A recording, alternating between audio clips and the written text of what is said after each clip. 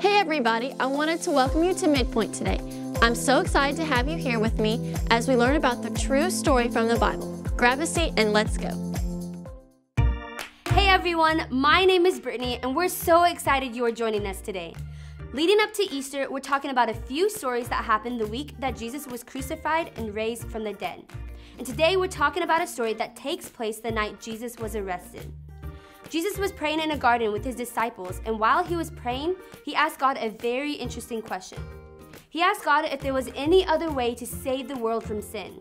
And then he said, if so, let it be that instead. But he said something very important, and it's what we're talking about today. He said, nevertheless, not my will, but yours be done. And sometimes it's hard to choose God's way, but God's way is ultimately always the best way. And that's why today we're saying every day I make choices that honor Jesus. But before we get to that, we're going to start things off by singing a song together. So go ahead, stand up, and sing this out with us as loud as you can.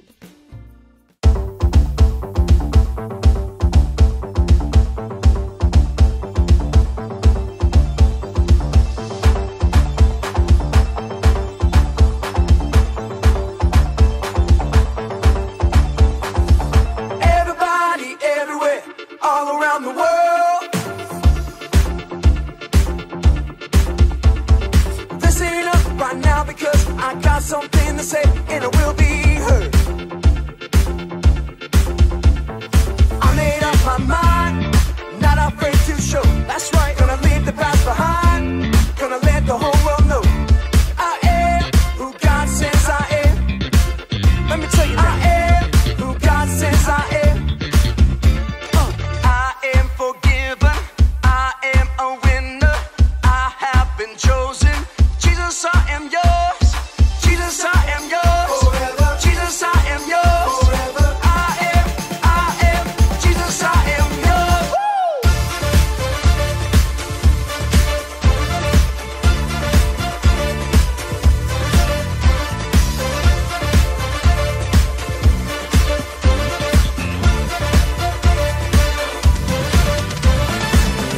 I belong to the one who saved me. I belong to the one who gave his life. So I will take my place. I will stand and say, Jesus, I am yours.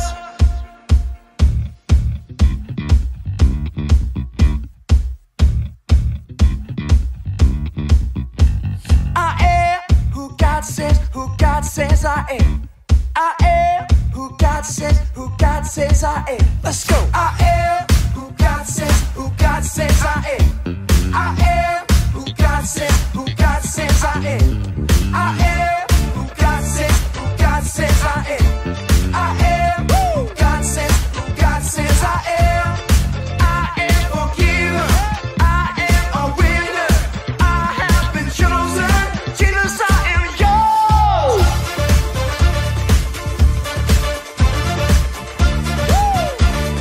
Jesus, I am yours.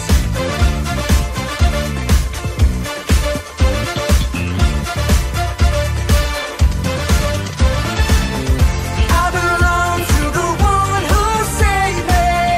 I belong to the one who gave his life.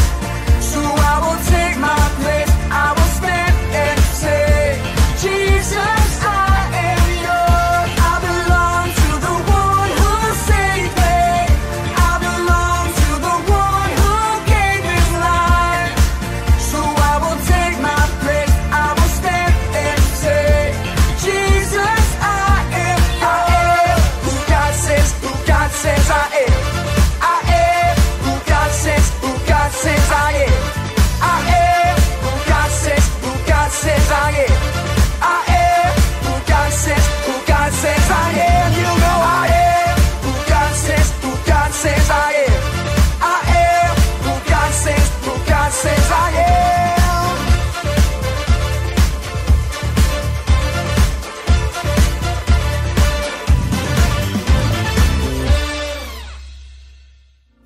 You guys sounded so great. Thank you for singing with us.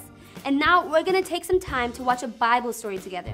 And like we said before, we're going to be talking about the story of Jesus in the Garden of Gethsemane. So let's take a look. Jesus and his friends were quiet as they walked along the narrow path just outside of town. It was a cool, dark night, and they were headed to their favorite place to pray, the Garden of Gethsemane. Jesus came here often to talk to his Father, but he knew this time would be the last. "Will you stay awake and pray with me?" he asked his friends. But it was getting late, and even though they tried, their eyes got heavy and they drifted off to sleep under the olive trees. As they were sleeping, Jesus prayed. He had done this many times before, but on this night it felt different. He knew that it was almost time for him to fulfill his mission. He and his Father had planned it since the very beginning. Jesus was about to suffer for the sins of the whole world. The mission was going to cost him his life. "Father," Jesus cried as he knelt on the ground, "do we have to go through with this? Can we get your children back any other way?" But deep down, Jesus knew what he had to do. "Father, I trust you," he said. "I will do it." Just then, Jesus heard something off in the distance. He looked up and saw torches flickering in the darkness. There was an angry crowd of people heading right towards him. He woke up his friends, and as the crowd got closer, they could tell by the swords and spears twinkling in the moonlight that these men were soldiers. They had come to arrest Jesus, even though he had never done anything wrong. As the soldiers approached, they said, "We're looking for Jesus of Nazareth." Jesus wasn't scared of what was about to happen, so he said boldly, "I am." When he said this, the power of God knocked the entire mob of soldiers to the ground. Jesus could have easily just walked away, but he didn't. He let the soldiers arrest him and take him away. His friends didn't understand what was happening, and they were scared of what might happen to them, so they ran away. They left Jesus all by himself.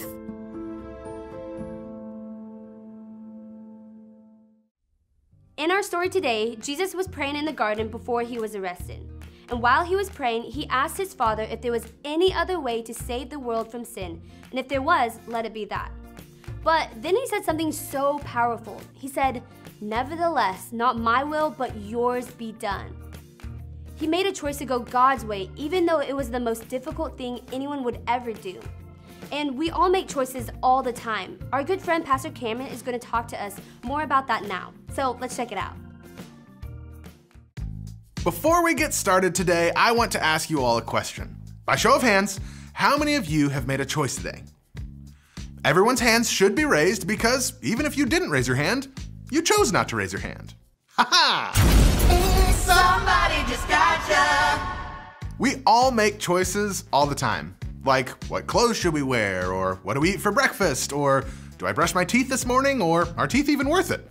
Whether we realize it or not, we are constantly making choices. Today we're saying every day I make choices that honor Jesus. So what does that mean? Let's talk about it. There are a few different types of choices that we all make every day. And each of these choices is like a different path. The first type of choice is like the path where there's really no right or wrong way. You know, the kind of choices that are like, should I eat Lucky Charms this morning or Cinnamon Toast Crunch? God's not gonna be looking down on you from heaven, shaking his head saying, should have had the Cinnamon Toast Crunch. He's not gonna do that because ultimately these choices have no right or wrong answer. Whether you eat Lucky Charms or Cinnamon Toast Crunch, both paths lead you to eating a delicious bowl of cereal. The second type of choice is the path where our way and God's way line up. These are the easy choices, the kind of choices that you know are right and you want to do them. You want to go God's way. In these choices, it's easy to follow God down the right path because it's the best looking option. It's kind of like how I have no desire to karate chop my grandma. I know God wouldn't want me to karate chop my grandma, and I love my grandma, so I would never want to karate chop her, so stop asking me. I know the choice is wrong, and I have no desire to go down that path. It's easy to choose God's way. The third type of choice is the path where we have to choose between our way and God's way. These choices aren't so easy. Sometimes the wrong choices may look fun and feel like the better option, but ultimately, When we choose our way over God's way, it's called sin. And sin is what separates us from God. God's way is the only path that leads to Him. And some of you may hear what I just said and think to yourselves, that means that you'll never have the things that you want anymore. And that when you go God's way, you never get to have any fun anymore.